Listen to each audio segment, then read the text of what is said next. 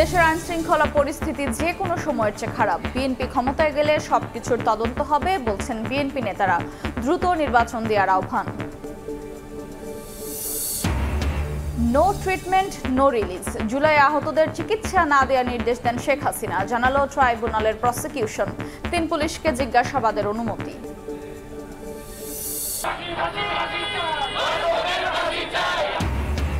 ডাকাতি, ছিনতাই, ধর্ষণের প্রতিবাদে ক্ষোভে ফুঁসছেন শিক্ষার্থীরা। বিভিন্ন ক্যাম্পাসের সামনে মানববন্ধন। অপরাধীদের ছাড় না দেওয়ার হুঁশিয়ারি উপদেষ্টার। ৫ দফা আদায়ে বিভিন্ন মেডিকেলের ইন্টার্ন চিকিৎসকদের কমপ্লিট শাটডাউন। ব্যাহত চিকিৎসা সেবা, চরম ভোগান্তিতে রোগী ও স্বজনরা। এবং বাধ্যতামূলক অবসরে পুলিশের ৪ ডিআইজি। ওএসডি অবসরে পাঠানো সরকারি কর্মকর্তাদের আর্থিক অনিয়ম পেলেই মামলা, জানালেন সচিব।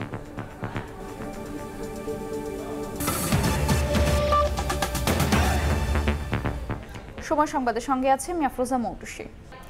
দেশের আইনশৃঙ্খলা পরিস্থিতি যে কোনো সময়ের চেয়ে খারাপ যাচ্ছে। বিএনপি ক্ষমতায় গেলে সবকিছুর তদন্ত হবে বলছেন দলটির নেতারা। সরকারকে দ্রুত নির্বাচন দেওয়ার আহ্বান জানিয়ে বলেছেন, নির্বাচিত সরকার সংসদে রাষ্ট্র সংস্কার নিয়ে আলোচনা করবে। নিত্যপণ্যের দাম সহনীয় রাখা, আইনশৃঙ্খলা পরিস্থিতির উন্নতি ও দ্রুত নির্বাচনী রোডম্যাপ ঘোষণা এবং পতিত ফ্যাসিস্টের ষড়যন্ত্র মোকাবিলায় জেলায় জেলায় সমাবেশ করছে বিএনপি। রোববার দুপুরে ঠাকুরগাঁও শহরের পাবলিক ক্লাব মাঠে সমাবেশ করে জেলা বিএনপি।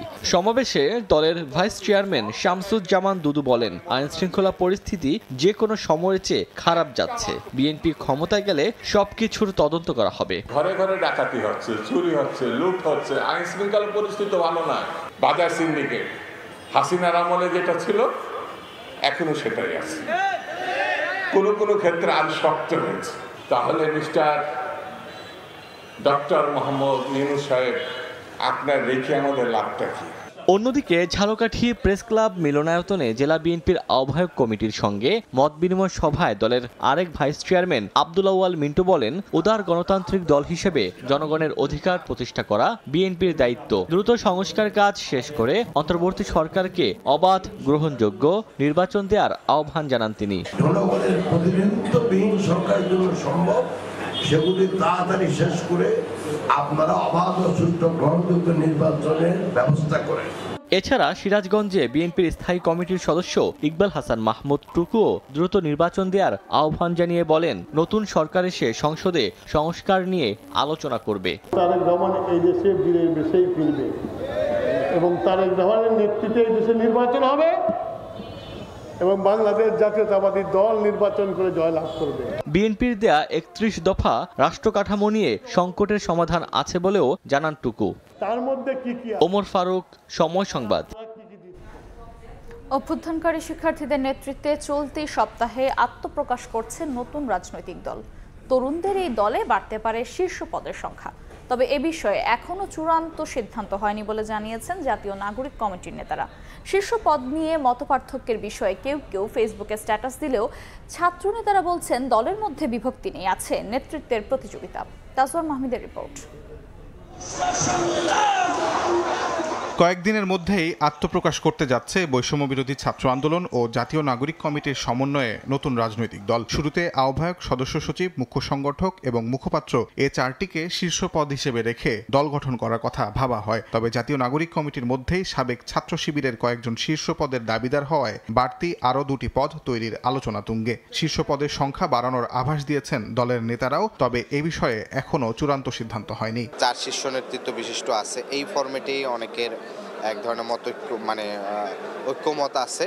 পাশাপাশি অন্য আলাপও আসছে যে সুপার 4 কিংবা সুপার 6 কিংবা 10 কিংবা হচ্ছে 15 থেকে 20 সদস্যের যদি একটা প্রথমে ছোট ফোরাম, মানে যেটা আর কি সিদ্ধান্ত গ্রহণের নানা ধরনের আলোচনায় চলমান, এখনো অফিসিয়ালি সিদ্ধান্ত হয়নি। ছাত্র শিবিরের সাবেক একাধিক নেতা ক্যামেরার সামনে কথা বলতে রাজি না হলেও তারা জানান, জাতীয় নাগরিক কমিটির মধ্যেই সাবেক ছাত্র শিবিরের কয়েকজন নেতা যুক্ত হচ্ছেন না নতুন রাজনৈতিক দলে। তারা বলছেন, দল গঠনের সিদ্ধান্ত গ্রহণে স্বচ্ছতার অভাব থাকায় আলী আহসান জোনায়েদ, রাফে সালমান রিফাত ও আরেফিন মোহাম্মদ হিজবুল্লাহ নতুন দলে যোগ দেবেন না। অন্যদিকে এই 3 জনের কার্যক্রম কার্যক্রমে শৃঙ্খলায় ঘাটতি এবং ফেসবুকে অভ্যুত্থানের নেতৃত্ব নিয়ে অপতথ্য ছড়ানোর অভিযোগ করেছেন জাতীয় নাগরিক কমিটিরই কয়েকজন।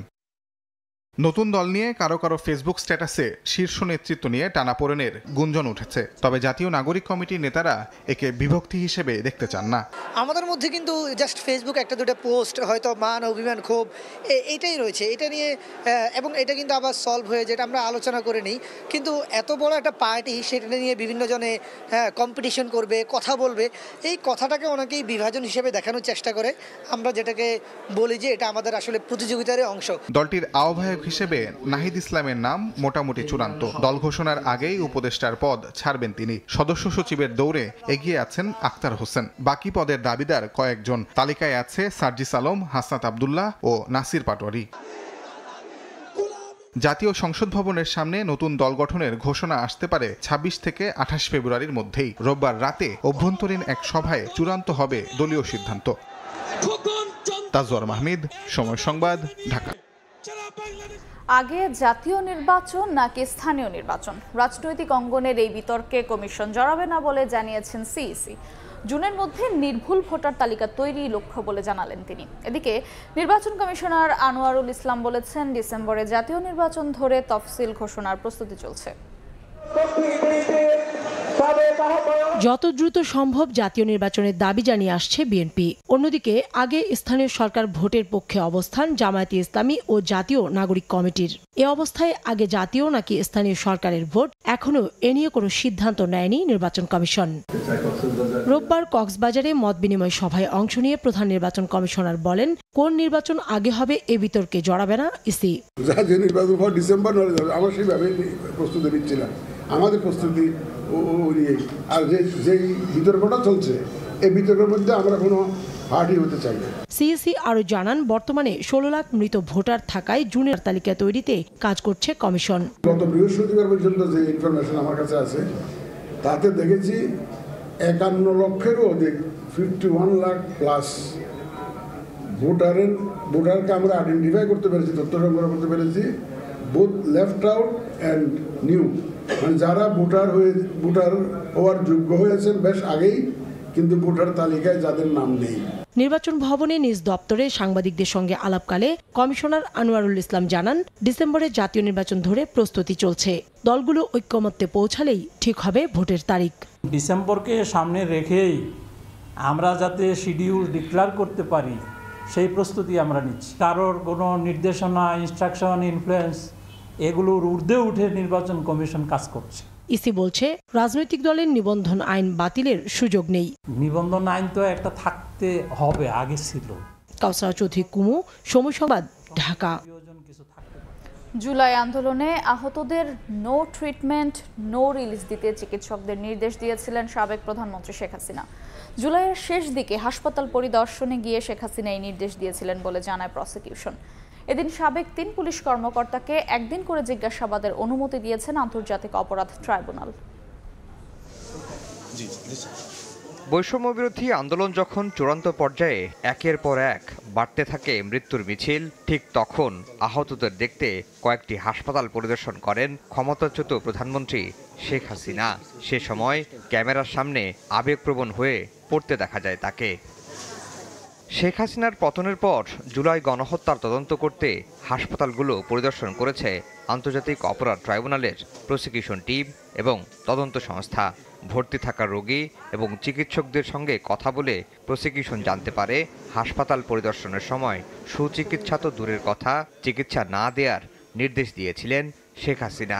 চিফ প্রসিকিউটর বলছেন, পঙ্গু হাসপাতাল পরিদর্শনে গিয়ে নো ট্রিটমেন্ট, নো রিলিজ এই নির্দেশনা মানতে বলা হয় চিকিৎসকদের। পঙ্গু হসপিটাল অর্থাৎ নিটোর বলে, সেই জায়গায় আমরা যখন পরিদর্শনে গিয়েছিলাম তখন সেখানে ভর্তি যে সমস্ত রোগীরা আহতরা ছিলেন তারা আমাদেরকে জানিয়েছেন শেখ হাসিনা প্রথম দিকেই পালিয়ে যাওয়ার আগে একবার হসপিটাল ভিজিটে গিয়েছিলেন এবং সেখানে গিয়ে বলেছেন নো ট্রিটমেন্ট, নো রিলিজ, অর্থাৎ কোনো চিকিৎসা দেবেন না এবং কাউকে এখান থেকে রিলিজ করবেন না যাতে বাইরে যেতে না পারে। এই নির্দেশাবলীর কথা সেখানকার রোগীরা জানিয়েছেন, ডাক্তাররাও জানিয়েছেন। এদিন 4 পুলিশ সদস্যকে হাজির করা হয় আন্তর্জাতিক অপরাধ ট্রাইব্যুনালে। এর মধ্যে 3 জনকে একদিন করে জিজ্ঞাসাবাদের অনুমতি পেয়েছে তদন্ত সংস্থা। এখানে সার্কামস্ট্যান্স হচ্ছে মানবতা বিরোধী অপরাধ এই পর্যায়ে হয়েছে যে দ্রুত তাদেরকে লাশ দাফন করতে বাধ্য করা হয়েছে, চিকিৎসা নিতে বাধা দেওয়া হয়েছে, সেই জায়গায় পোস্টমর্টেম রিপোর্ট পাওয়াটা স্বাভাবিক বিষয় নয় এবং পোস্টমর্টেম রিপোর্ট যে নাই এটাও মানবতা বিরোধী অপরাধের একটা অন্যতম জাজল্যমান প্রমাণ। মার্চের মধ্যে শেখ হাসিনা সহ অন্তত 5 মামলার তদন্ত শেষ হলে এপ্রিলে আনুষ্ঠানিক বিচার শুরুর প্রত্যাশা করছে প্রসিকিউশন। আফজাল হোসেন, সময় সংবাদ, ঢাকা। দেশে ছিনতাই, ডাকাতি, ধর্ষণ, খুনের মতো গুরুতর অপরাধ বেড়ে যাওয়ার প্রতিবাদে বিক্ষোভ করেছেন বিভিন্ন কলেজ ও বিশ্ববিদ্যালয়ের শিক্ষার্থীরা। জানমালের নিরাপত্তা নিশ্চিতে অন্তর্বর্তী সরকারকে দ্রুত পদক্ষেপ নিতে বলেন তারা। পরিস্থিতি নিয়ন্ত্রণ করতে না পারলে স্বরাষ্ট্র উপদেষ্টাকে পদ ছেড়ে দেওয়ার আহ্বান জানান বিক্ষুব্ধ ছাত্রছাত্রীরা। প্রায় প্রতিদিনই ধর্ষণ, নারী নির্যাতন, ছিনতাই, ডাকাতি, খুনের মতো গুরুতর অপরাধ ঘটছে দেশে। জানমালের নিরাপত্তা নিয়ে বাড়ছে উদ্বেগ। আইন শৃঙ্খলা পরিস্থিতির অবনতির প্রতিবাদে বিক্ষোভ করেছেন বিভিন্ন কলেজ বিশ্ববিদ্যালয়ের শিক্ষার্থীরা। রোববার সকালে রাজধানীর মেরুলবাড্ডায় ব্র্যাক বিশ্ববিদ্যালয়ের মূল ফটকের সামনে অবস্থান নিয়ে বিক্ষোভ করেন ছাত্রছাত্রীরা। দ্রুত আইন শৃঙ্খলা পরিস্থিতির উন্নতির দাবি জানান তারা। বলেন, খুনি ধর্ষকদের আইনের আওতায় এনে দৃষ্টান্তমূলক শাস্তি নিশ্চিত করতে হবে। ঠিকঠাকভাবে দায়িত্ব পালন করতে না পারলে স্বরাষ্ট্র উপদেষ্টাকে পদ ছেড়ে দেওয়ার আহ্বান তাদের। বিরুদ্ধে যথাযথ আইন প্রয়োগ করা হোক, কারণ প্রত্যেকটা ধর্ষক বারবার ধর্ষণের সুযোগ পাচ্ছে, কারণ তারা জানে তারা পার পেয়ে যাবে। সব জায়গায় ছিনতাইকারী, ধর্ষক, এদেরকে কেন ধরা হচ্ছে না? স্বরাষ্ট্র উপদেষ্টা কি করে? তার পদত্যাগ করা উচিত এই পদ থেকে। স্বরাষ্ট্রমন্ত্রীর কাছে আহ্বান জানাচ্ছি, আপনি কঠোর অবস্থান নেন আইন প্রশাসন নিয়ে, আর যদি না নেন তাহলে অবশ্যই হাসিনা যেভাবে ছাত্র জনতার জন্য পালাইছে আপনার গতিতে টান পড়বে। একই দাবিতে মহাখালীতে বিক্ষোভ করেন সরকারি তিতুমির কলেজের শিক্ষার্থীরা। অনতিবিলম্বে আইন শৃঙ্খলা পরিস্থিতি নিয়ন্ত্রণের দাবি তাদেরও। অপরাধমূলক কর্মকাণ্ড দেশে ঘটছে, এটা যেন না হয় তার প্রতিবাদে আমরা আজকের এই প্রতিবাদ কর্মসূচি আমরা আমাদের কলেজের সামনে। 24 পরবর্তী সময়ে আমরা একটি নিরাপদ বাংলাদেশ চেয়েছিলাম, যেখানে রাজনৈতিক কিংবা অরাজনৈতিক কোনো ধরনের অনিরাপত্তায় আমরা ভুগতে চাই না। আর সেই পরিস্থিতিতে আমরা এখন ব্যক্তিগতভাবে অনিরাপত্তায় আছি। দর্শন কেন? দর্শন করার দুঃসাহসী কেউ চিন্তা আনতে পারবে না। সরকার এরকম একটা কঠোর ব্যবস্থা নেবে। যদি না নেয় আমরা প্রয়োজনে স্বরাষ্ট্র উপদেষ্টার পদত্যাগ দাবি করব। খুন, ধর্ষণ, ডাকাতি, ছিনতাইয়ের প্রতিবাদে বিক্ষোভ করেন ইডেন কলেজের শিক্ষার্থীরাও। তাদের অভিযোগ, পদে থাকলেও কাজের কাজ করছেন না স্বরাষ্ট্র ও আইন উপদেষ্টা। নারী নিরাপত্তা নিশ্চিত করতে হবে, নইলে গদি ছেড়ে দিতে হবে। আর যে রাষ্ট্র নারীর নিরাপত্তা নিশ্চিত করতে পারবে না, সেই রাষ্ট্র আমরা চাই না। এই যে জায়গায় জায়গায় ডাকাতি, লুটপাট, লুটতরাজের যে কর্মকাণ্ড চলছে, যে সংস্কৃতি চলছে, সেগুলো যদি অবিলম্বে বন্ধ না করা হয়, তাহলে জুলাই অভ্যুত্থানের মতো এখনো আমরা রাস্তায় নামতে কিন্তু দ্বিধাবোধ করব না। সব সময় যে কোনো অন্যায়, যে কোনো দুঃশাসন, এর বিরুদ্ধে আমরা দাঁড়াবো। এদিকে একই দাবিতে আসাদ গেটে সড়ক অবরোধ করে বিক্ষোভ করেন শিক্ষার্থীরা।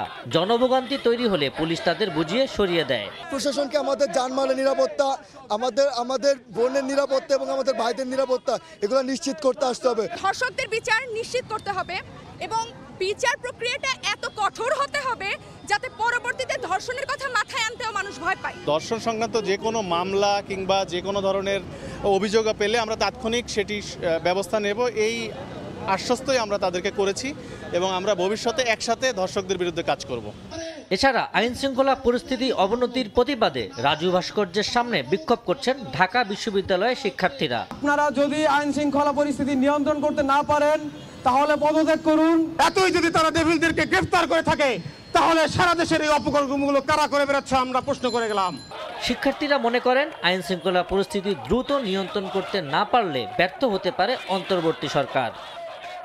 আবু সাইদ নিশান, সময় সংবাদ, ঢাকা। ডাকাতি, ছিনতাই কিংবা ধর্ষণের ঘটনায় কাউকে ছাড় দেওয়া হচ্ছে না।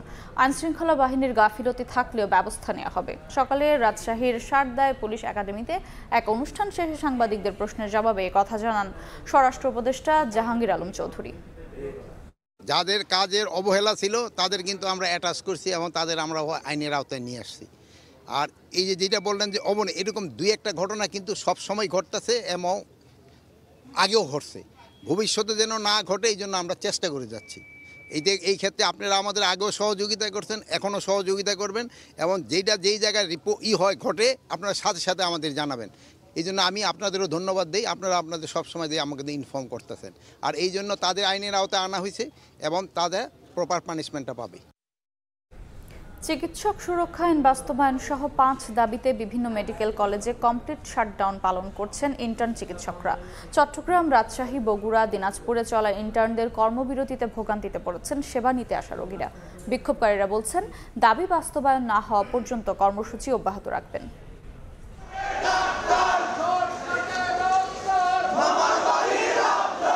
এমবিবিএস ডিগ্রি ছাড়া নামের সঙ্গে ব্যবহার করা যাবে না চিকিৎসক পরিচয়।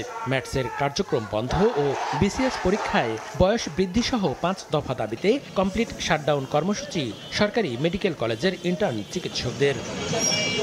সকালে রাজশাহী, চট্টগ্রাম, বগুড়া, ময়মনসিংহ ও দিনাজপুর সহ বেশ কয়েকটি জেলায় মেডিকেল কলেজের ক্লাস পরীক্ষা সহ সব একাডেমিক কার্যক্রম বর্জনের ঘোষণা দেন ইন্টার্নরা। কয়েক জায়গায় সড়ক অবরোধ করে বিক্ষোভ করেন তারা। দ্রুত 10,000 চিকিৎসক নিয়োগ দিয়ে শূন্যপদ পূরণ ও মানহীন মেডিকেল অ্যাসিস্ট্যান্ট স্কুল বন্ধের দাবি জানান তারা। স্বাস্থ্যসেবা পাওয়ার জন্য হলে আমাদের পর্যাপ্ত পরিমাণে ডাক্তার প্রয়োজন। আমাদের এখানে যে পরিমাণ রোগী আছে তার তুলনায় ডাক্তার খুবই সংকট। ক্লাস 10 পাশের একজনের ডাক্তারি তো কখনোই সেরকম হবে না, এটা তো হচ্ছে সাধারণ একজন মানুষেরই বোঝার কথা। এমবিবিএস এবং বিডিএস এই ডিগ্রিধারী বাদে অন্যরা কেউ নামের সাথে ডাক্তার লাগাতে পারবে না। ভুয়া ডাক্তার তাদেরকে রেজিস্ট্রেশন দিয়ে তাদেরকে কেন নিয়োগের ব্যবস্থা করতে হবে?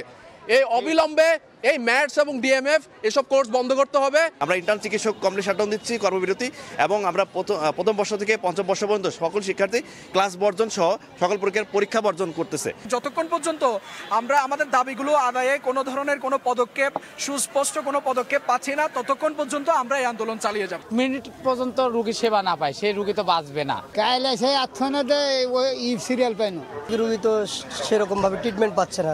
দাবি পূরণ না হলে আরও কঠোর কর্মসূচি দেওয়ার হুঁশিয়ারি দিয়েছেন ইন্টার্নরা। মনিরুজ্জামান প্রান্ত, সময় সংবাদ। হামলাকারীদের বিচার এবং উপাচার্য ও উপ উপাচার্যের পদত্যাগের দাবিতে প্রধান উপদেষ্টার কাছে স্মারকলিপি দিয়েছেন কুয়েটের শিক্ষার্থীরা। দুপুরে প্রধান উপদেষ্টার বাসভবন যমুনায় এই স্মারকলিপি দেয় 5 সদস্যের প্রতিনিধি দল। প্রধান উপদেষ্টার পক্ষে স্মারকলিপি গ্রহণ করেন এক কর্মকর্তা। এর আগে কুয়েট থেকে 2টি বাসে কেন্দ্রীয় শহীদ মিনারে জড়ো হন 82 শিক্ষার্থী। এ সময় জানান, ক্যাম্পাসে নিরাপত্তাহীনতায় ভোগায় আর ক্যাম্পাসে ফিরবেন না তারা। হামলাকারীদের বিচার এবং উপাচার্য ও উপ উপাচার্যের পদত্যাগের 6 দফা দাবি তুলে ধরেন শিক্ষার্থীরা। সেখান থেকে প্রধান উপদেষ্টার বাসভবন যমুনায় যায় শিক্ষার্থীদের প্রতিনিধি দল।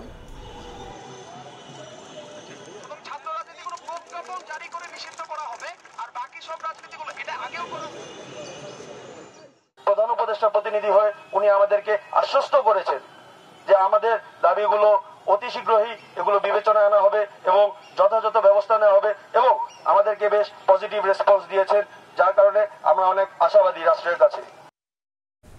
পুলিশের 4 ডিআইজিকে বাধ্যতামূলক অবসরে পাঠানো হয়েছে। রোববার স্বরাষ্ট্র মন্ত্রণালয়ের জননিরাপত্তা বিভাগের প্রজ্ঞাপনে এই তথ্য জানানো হয়েছে। অবসরে পাঠানো 4 ডিআইজি হলেন অ্যান্টি টেরোরিজম ইউনিটের ডিআইজি মোহাম্মদ নিসারুল আরিফ, নৌ পুলিশের ডিআইজি মোহাম্মদ আব্দুল কুদ্দুস আমিন, হাইওয়ে পুলিশের ডিআইজি মোহাম্মদ আজাদ মিয়া ও আমেনা বেগম। তারা বিধি অনুযায়ী অবসরজনিত সুবিধা পাবেন বলেও প্রজ্ঞাপনে উল্লেখ করা হয়েছে। ওএসডি ও বাধ্যতামূলক অবসরে পাঠানো যেসব ডিসির বিরুদ্ধে আর্থিক অনিয়মের অভিযোগ আছে তাদের বিরুদ্ধে মামলা হবে। তাদের বিষয়ে চূড়ান্ত সিদ্ধান্ত হবে উপদেষ্টা পরিষদে। জনপ্রশাসন মন্ত্রণালয়ের জ্যেষ্ঠ সচিব মোখলেসুর রহমান জানিয়েছেন, এই ক্ষেত্রে এখনো কারো বিরুদ্ধে অবিচার কিংবা পক্ষপাতমূলক আচরণ করেনি সরকার। আওয়ামী লীগ সরকারের আমলে অনুষ্ঠিত প্রতিটি নির্বাচনেই অনিয়ম কারচুপির অভিযোগ রয়েছে। এর মধ্যে 2018 সালের একাদশ জাতীয় নির্বাচনে ক্ষমতার অপব্যবহার ও ভোট জালিয়াতির অভিযোগ ওঠায় দেশে বিদেশে সমালোচনার ঝড় ওঠে। অন্তর্বর্তী সরকার দায়িত্ব নেয়ার পর থেকেই এসব নির্বাচনে দায়িত্ব পালনকারী রিটার্নিং কর্মকর্তা সহ সংশ্লিষ্টদের বিরুদ্ধে ব্যবস্থা নেয়ার সিদ্ধান্ত হয়। এরই অংশ হিসেবে গত বুধবার 33 জন জেলা প্রশাসককে ওএসডি ও 22 জনকে বাধ্যতামূলক অবসরে পাঠানো হয়। নির্বাচনের সঙ্গে সংশ্লিষ্ট কর্মকর্তাদের ব্যাপারে দুর্নীতি ও আর্থিক লেনদেনের বিষয়ে কাজ শুরু করেছে গোয়েন্দা সংস্থাগুলো। রোববার সকালে জনপ্রশাসন মন্ত্রণালয়ের জ্যেষ্ঠ সচিব জানালেন, নির্বাচনে দায়িত্ব পালনকারী রিটার্নিং কর্মকর্তাদের সবার বিরুদ্ধে ঢালাও মামলা হবে না। 2014 ও 18 সালে দায়িত্ব পালনকারী যাদের বিরুদ্ধে আর্থিক কেলেঙ্কারিতে জড়ানোর অভিযোগ আছে, শুধু তাদের বিরুদ্ধে মামলা হবে। এরপর উপদেষ্টা পরিষদে তাদের বিষয়ে সিদ্ধান্ত হবে। বিভিন্ন সংস্থার মাধ্যমে এবং আমাদের নিজস্ব সিস্টেমের মাধ্যমে যদি দেখি যে সত্যি ঘটনা আছে, শুধুমাত্র সেই কেসগুলো আমরা দুদকে পাঠাবো। It's not general. এখানে সরকার বায়াস না, সরকার অত্যন্ত সচেতনভাবে কাজটা করবে। শূন্য থাকা 9টি মন্ত্রণালয়ের সচিব পদে শিগগিরই নিয়োগ দেওয়া হবে বলেও জানান জ্যেষ্ঠ সচিব। অতিরিক্ত সচিবের দায়িত্বে থাকা বঞ্চিত কর্মকর্তাদের এক্ষেত্রে অগ্রাধিকার দেওয়া হবে। আমরা 4টা এসএসবি কমিটিতে 12 জন সচিব সিলেক্ট করতে পেরেছি। তার মানে কত হার্ডেলের মধ্যে আমি সিলেক্ট করতে হয়েছে।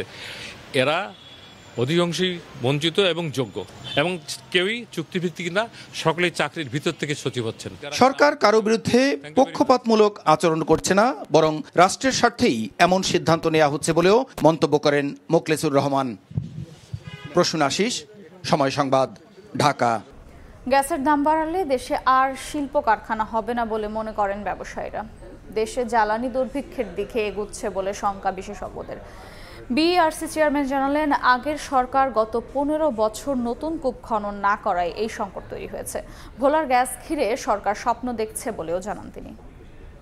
বাড়ানোকে একটা পলিসি মানে আরাম একটা সলিউশন হিসাবে বেছে নিচ্ছেন। কোনো স্টাডি নাই, কোনো কিছু নাই, দাম করে একটা এই ঘোষণা আসে। শিল্প খাতে গ্যাসের দাম 1.5 গুণ বাড়ানোর প্রস্তুতি নিচ্ছে সরকার। নতুন শিল্পের জন্য 150% আর সম্প্রসারণে 50% জ্বালানি দাম বাড়ানোর প্রস্তাবে ক্ষুব্ধ ব্যবসায়ীরা। রোববার সকালে রাজধানীর একটি অভিজাত হোটেলে শিল্প খাতের প্রতিযোগিতায় জ্বালানির প্রভাব নিয়ে আয়োজিত সেমিনারে ব্যবসায়ীরা দাবি করেন, কারখানাগুলোতে এখনও নিরাপত্তা দিতে পারেনি সরকার। এর মাঝে গ্যাসের অযৌক্তিক দাম বাড়লে দেশে আর শিল্প স্থাপন হবে না। 269% has been increased last 5 years, এবং তারপরে যদি সাপ্লাই না থাকে তাহলে ইন্ডাস্ট্রিগুলির কি অবস্থা? আমরা কেউ আর ইন্ডাস্ট্রি করতে ইন্টারেস্টেড না। আন্তর্জাতিক বাজারে গিয়ে আমরা কোনো অবস্থাতেই কম্পিটিশনের টিকে থাকতে পারবো না।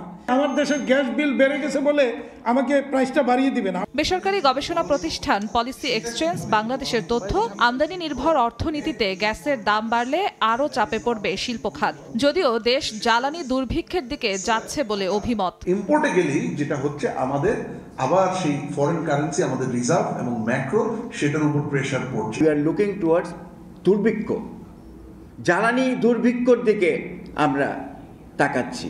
জ্বালানি সংকটের কথা স্বীকার করে এনার্জি রেগুলেটরি কমিশনের চেয়ারম্যান বললেন, গেল 15 বছরে গ্যাস অনুসন্ধানের কোনো চেষ্টা হয়নি, প্রণীত হয়নি নতুন কোনো নীতিমালা। পুরনো পলিসিতে আছে প্রতি বছর 4টি কূপ খনন করার জন্য। আমরা যদি 4টি কূপও প্রতি বছর খনন করতাম, কতগুলি কূপ হতো? আমরা গত 15 বছরে এক্সপ্লোরেশনে তেমন কিছুই খরচ করিনি। সংকট মোকাবেলায় ভোলার গ্যাস ঘিরে সরকার স্বপ্ন দেখছে বলেও জানান বিইআরসির চেয়ারম্যান। জিনাতারা যশোয়া, সময় সংবাদ, ঢাকা। মানসম্মত হেলমেট ব্যবহার নিশ্চিত করে সড়ক দুর্ঘটনা কমাতে বিএসটিআই, বিআরটিসি ও পুলিশের সীমাবদ্ধতা আছে বলে মনে করেন সড়ক পরিবহন ও সেতু উপদেষ্টা ফজল কবির খান। সকালে রাজধানীর একটি হোটেলে মোটরসাইকেলের নিরাপদ হেলমেট বিষয়ক আয়োজনে তিনি বলেন, মোটরসাইকেল দুর্ঘটনা কমাতে ড্রাইভারদের প্রশিক্ষণ নিশ্চিত করতে হবে, চিহ্নিত করতে হবে দুর্ঘটনা প্রবণ এলাকা, নজর দিতে হবে সড়কের রোড মার্কিংয়ে। বক্তারা বলেন, দেশে সড়ক দুর্ঘটনায় 40% মোটরসাইকেল। গেল বছর বাইক দুর্ঘটনায় মারা গেছেন 2500-এরও বেশি। সরকার, বিশ্ব ব্যাংক ও ব্র্যাকের এই আয়োজন একটি জরিপের প্রতিবেদন উপস্থাপন করা হয়, যেখানে উঠে আসে মোটরসাইকেলে বিএসটিআই অনুমোদিত হেলমেট ব্যবহার করেন মাত্র 3% চালক ও 2.5% যাত্রী। Is it because helmets are expensive and standard helmets are more expensive? We need to answer those questions. Or is it what you call due to regulatory failures by the regulatory institutions such as BSTI or BRTA? অবরিকুশে বইমেলায় লেখক পাঠক দর্শনার্থীদের জন্য বাড়তি আকর্ষণ আমা cafe. বইমেলায় ঘুরতে আসা কফি পানে চাঙ্গা হওয়ার সুযোগ থাকছে এখানে। বইমেলায় আমা ক্যাফেতে প্রতিদিনই ভিড় করছেন পাঠক লেখক থেকে শুরু করে নানা বয়সী দর্শনার্থী। খাঁটি ব্রাজিলিয়ান কফির স্বাদ, ঘ্রাণ ও ফ্লেভারে তারা মাতোয়ারা। মেলার শুরু থেকেই জমে ওঠে কফি প্রেমীদের আড্ডা। এছাড়া আবুল খায়ের গ্রুপের আরেক প্রতিষ্ঠান মার্কসের স্টলে পাওয়া যাচ্ছে বিভিন্ন স্বাদের মিল্কশেক। এই ছিল সময় সংবাদ।